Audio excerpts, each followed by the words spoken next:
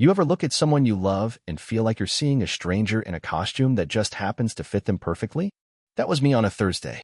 5:43 p.m., standing in front of the mirror, fixing my collar, trying to figure out whether I was overdressed for a dinner I didn't even want to attend.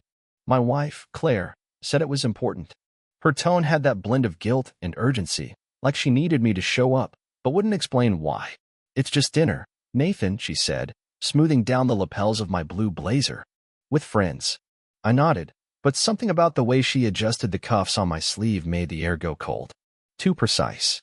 Like she was dressing me for something I didn't realize I was walking into. Claire was always two things: smart and polished. The kind of woman who didn't miss birthdays, paid her bills early, and knew exactly how much to tip the valet without checking her wallet. We've been married 8 years. That's a long time to be fooled if you think about it. I drove us to the restaurant. A little place she picked out, casual but elegant, she called it. The kind of spot with tiny portions and enormous plates. The hostess greeted us by name, which I found odd, considering we'd never been there before. But Claire? She smiled like they were old friends.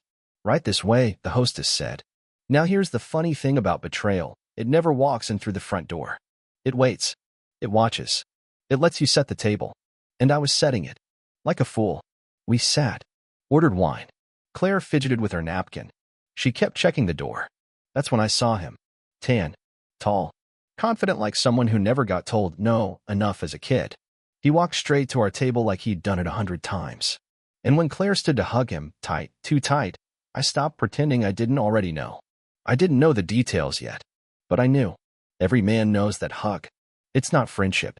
It's ownership disguised as affection. "Nathan," she said with a brightness that didn't reach her eyes. "This is Damien. He's a friend from the gym." Damien grinned.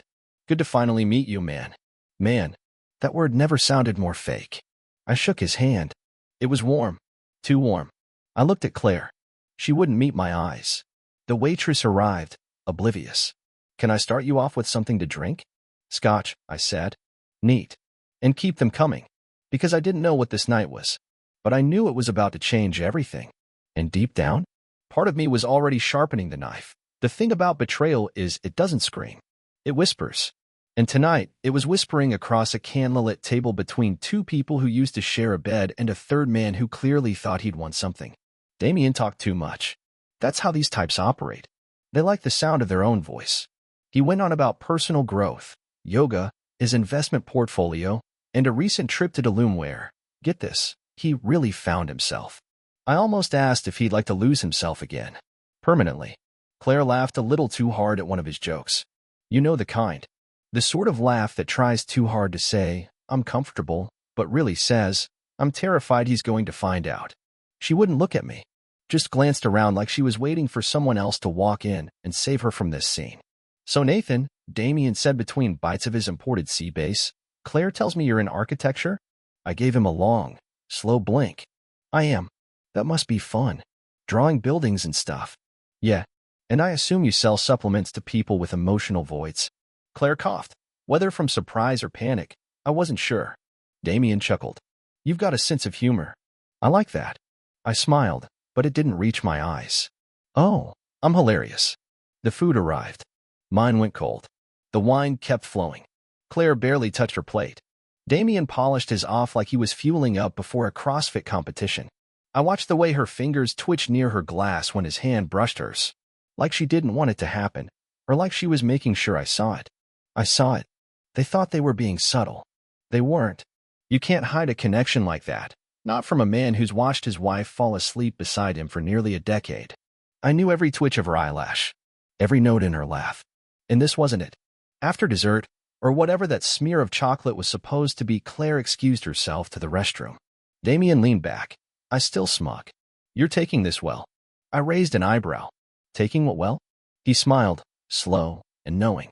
"Come on, man. You're not stupid. You had to know." I took a sip of my scotch, savoring the burn. "No, Damien. I didn't know." He looked momentarily unsure. "Really?" I leaned in just a little. "But I do now." He sat up straighter. "Look, I'm not trying to start anything. Claire deserves to be happy." I nodded. "So do I." He didn't know what to say to that. Most people don't when they realize the man they thought was broken is just quiet. Watching. Calculating. Claire returned. The air felt tighter. He put his arm on her chair. She didn't move it. I smiled again, wider this time. Because this wasn't dinner. This was a declaration. And now I knew exactly what kind of war I was in. We drove home in silence. The kind of silence that fills a car like fog, dense, cold, and blinding. Claire stared out the window, fingers clutched in her lap like they might betray her too if she let them go. I didn't ask her what Damien was to her. I already knew. That dinner wasn't a meeting. It was an unveiling. And I had front row seats. We pulled into the driveway. I killed the engine and let the moment sit. She didn't move. Nathan, she said finally, I didn't want you to find out like this. I laughed. Just once. Sharp. Oh, I'm sure you had a vision board for how it'd go. Claire turned to me. Her face was pale under the streetlight. I was going to tell you. I've been trying to find the right time. There's never a good time to get someone you once promised forever to. Her eyes welled, but no tears fell. She was past crying. Probably cried all those tears for him already. I didn't mean for it to happen, she whispered. I'm sure, I said. He tripped and fell into your loyalty. Happens all the time. She flinched. I got out and walked to the door. She followed, quiet as guilt.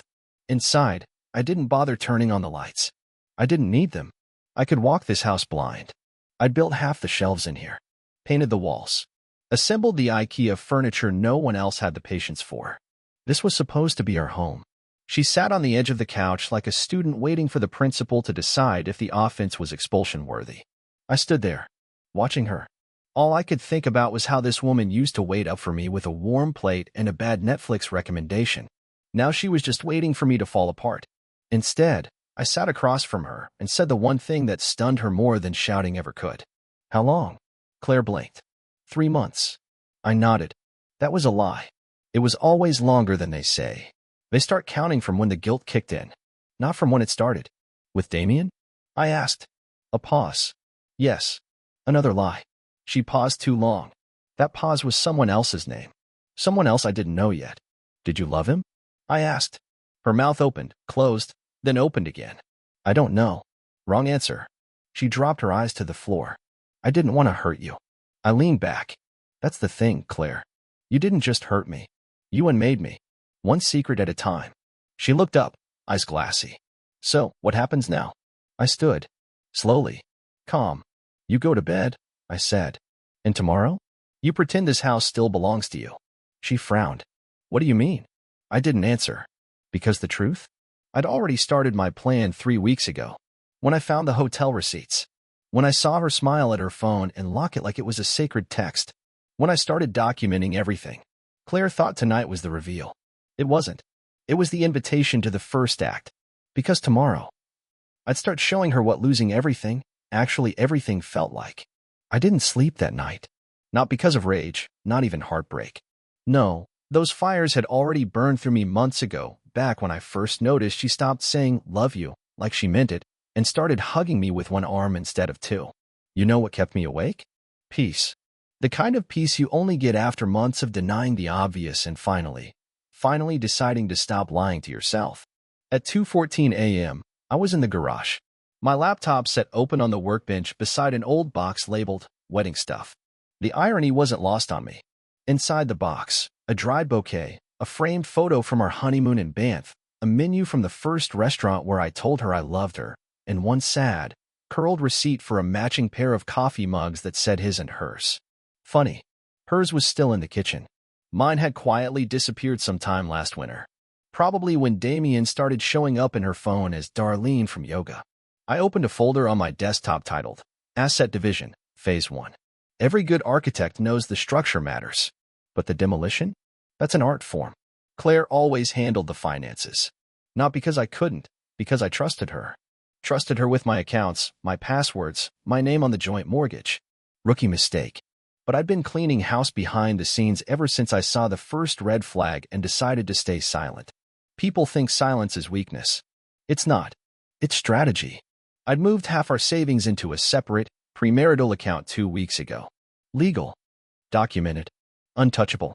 She hadn't noticed because she was too busy managing late-night FaceTime calls and conference retreats. I wasn't trying to ruin her. I was simply preparing for when she inevitably tried to ruin me. Because they always do. Not on purpose. not with fangs and fire, but with a weapon much sharper, self-interest.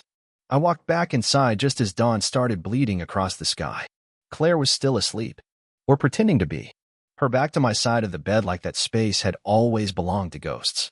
I didn't bother getting in. I showered, dressed, made a cup of coffee using her mug, and sat at the dining table with a pen and a yellow legal pad. It was time for a checklist to do before she notices anything.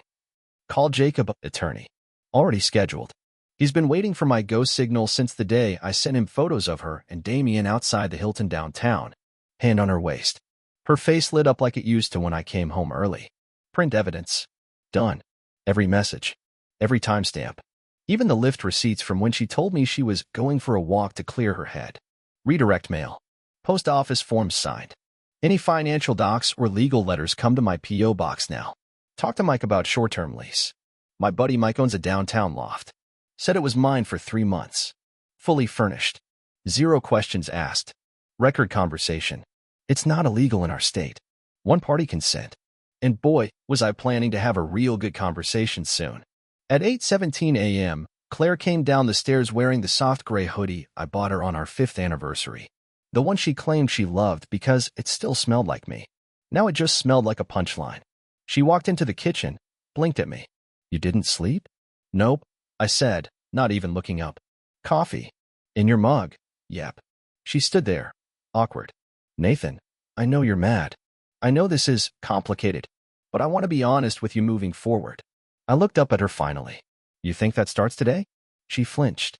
Honesty isn't a switch, Claire. It's a habit. And you broke yours somewhere between yoga mats and hotel sheets. She sat across from me slowly. I made a mistake. Which one? I asked. The cheating? Or the part where you lied about it until I had to watch the truth unfold in 1080p? She didn't answer. I set down my pen. I'm not asking you to explain it, Claire. That ship left the dock with your integrity chained to the anchor. I'm not a bad person, she said quietly. Maybe not, I said. But you're certainly not the person I married. She looked like she wanted to cry. I almost wanted her to. Instead, I stood, walked over to the kitchen drawer, and pulled out an envelope. Inside, a printed copy of my lawyer's preliminary filing, a list of documented instances of infidelity, and a small note I'd written at 3 a.m. It just said, You broke it. You don't get to keep it. She looked at the envelope. Looked at me. What is this? She asked. Your first warning. She opened it, read the top page. Her lips tightened. You've been planning this? I smiled, but it didn't reach my eyes. Since the first time you came home smelling like Dior Sauvage and said it was a sample from Sephora.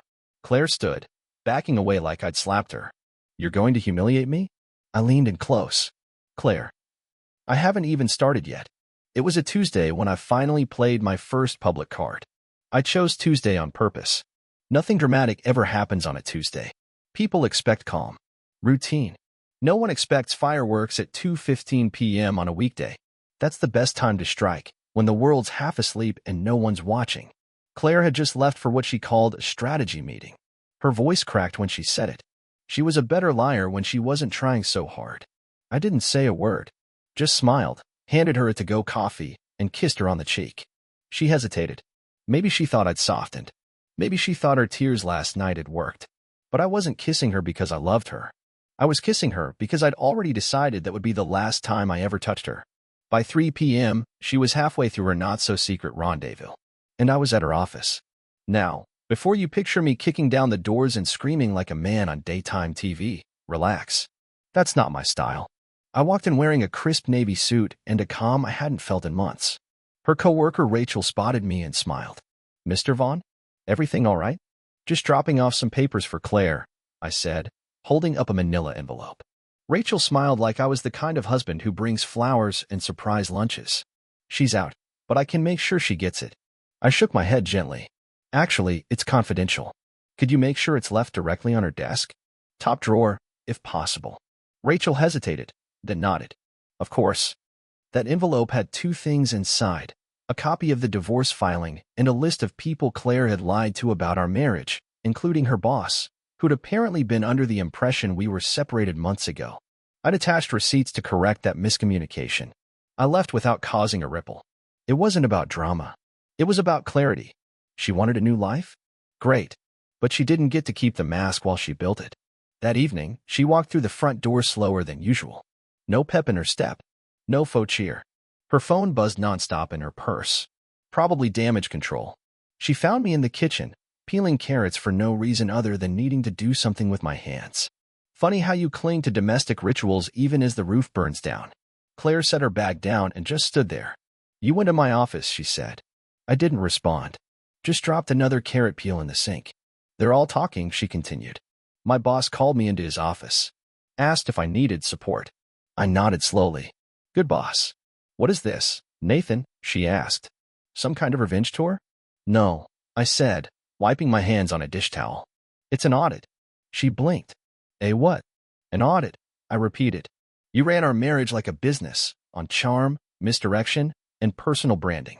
I'm just making sure the people who invested in you are getting a real picture of their returns. She stared at me like she didn't recognize the man in front of her. That made two of us. I get it, she said, her voice rising. You're angry. You want to ruin me. I'm not ruining you, Claire, I said, stepping closer. I'm documenting you. There's a difference. She stepped back like I'd struck her. You're cold. No, I said. I was patient. Now I'm precise. She sat on a stool and buried her face in her hands. I never meant for this to get so far. I tilted my head. You never meant for me to know. Silence filled the space between us like fog. Then she asked the one question I'd been waiting for. What do you want? I took my time answering. 3 things. She looked up slowly. First, I said, you agree to the divorce terms exactly as they're written. No negotiation. She opened her mouth, but I raised a hand. Second, you move out by Friday. I don't care where. Not here. Not anymore. Her jaw clenched. And the third? I paused, then pulled a slip of paper from my back pocket and slid it across the counter. It was a printed photo. Her and Damien. The Hilton. Smiling like they'd discovered fire. The third, I said, is you tell him the truth. About everything. Or I will. Her eyes widened. Why does he matter? Because, I said, he doesn't know the real you yet. Not the lying, calculating, paper-cut expert who builds stories around her life like scaffolding. He's still in the honeymoon phase. He deserves to meet the actual tenant before he signs the lease. Claire looked at the photo. Then at me. You really think I deserve all this? She whispered. No, I said. You earned it. At 11:47 p.m., I packed a duffel bag. Just essentials, clothes, laptop, the manila folder I'd been building for months. Mike's downtown loft was waiting. A new space. Clean walls. No history hanging in the air like a cologne you can't scrub out of your nostrils. Claire didn't try to stop me. Maybe she finally understood. The quietest man in the room is usually the one pulling the strings. I left her with the house, the silence, and her own reflection. And I took with me something far more valuable. Closure, sharpened like a blade, and carried with a steady hand. 3 days after I moved into Mike's loft, the messages started rolling in. Not from Claire, she knew better, but from mutual friends, coworkers, even her sister. All variations of the same song. Hey, man, I had no idea. If I'd known, I would have told you. Sure. Funny how no one ever knows anything until the ship's already sunk and they're standing on the dock, holding the life vest they never offered. I didn't respond to any of them. Not out of spite, just principle. Claire's truth had gone public. Quietly. Strategically. I didn't need to shout from the rooftops. All I did was update a few people who'd been asking where she was lately, and showed them why I was now living in a loft above a taco bar instead of our 3-bedroom colonial. I let her reputation do the rest. By the end of the week, she was the subject of whispered hallway conversations at her job. Her boss encouraged her to take a leave of absence. Damien, from what I heard, started skipping his gym sessions. Guess it's hard to work on your core when your foundation's been exposed. Claire sent me a letter. Not a text. Not an email. A real, handwritten letter like it was the 1800s and we were both waiting on the Pony Express. The handwriting was neat, practiced. The kind of cursive you learn in 3rd grade and resurrect when you're trying to look sincere. It said, Nathan, I've made mistakes. I know that now. But I truly loved you, and part of me always will. I didn't know how unhappy I was until I met someone who made me feel seen again. I know that doesn't excuse what I did, but I want you to understand it. I was lost, and I hate that I hurt you. Please don't destroy me more than you already have. I don't want to be your enemy. She signed it with love. I folded it twice and dropped it in the trash. I wasn't angry anymore. But I'd also stopped accepting apologies that came wrapped in justification. A month later, I got invited to a mutual friend's wedding. Claire was on the guest list too. Apparently, the universe has a twisted sense of humor. I RSVP'd, yes, not because I needed revenge, but because I'd already healed enough to show up without flinching. I wore a black tailored suit and a clean white shirt. Looked sharp. Felt sharper. Claire showed up in a green dress that used to be my favorite. The one I once told her made her look like spring. This time, it looked like camouflage. She saw me from across the courtyard, froze a little, then smiled like we were strangers who vaguely remembered each other from somewhere. We didn't speak that night. Not a word. But as I was leaving, Damien passed me near the bar. He looked tired. Not physically. Spiritually. He opened his mouth to say something, then stopped. I gave him a polite nod and kept walking. Sometimes, the best revenge is just surviving beautifully. It happened 2 months later. Claire called me. 1 ring. 2. I almost didn't answer. But I did. Her voice was soft. Broken. Hi. I waited. I just wanted to say, you were right. About everything. He left. Of course he did. She didn't say his name. Didn't have to. And now she said. Now I just sit in a house that doesn't feel like mine anymore. I could hear it in her voice, the regret, the weight, the echo of what she gave up for a man who couldn't hold her guilt. I'm sorry, she whispered. For a long second, I didn't speak. Then I said, you'll be all right. She sniffled. You think so? No, I said. But I know I will. And then I hung up. That was the last time we ever spoke. Today, I live differently. I wake up early. I make my own coffee. I work out, not to impress anyone, but to remind myself what strength feels like.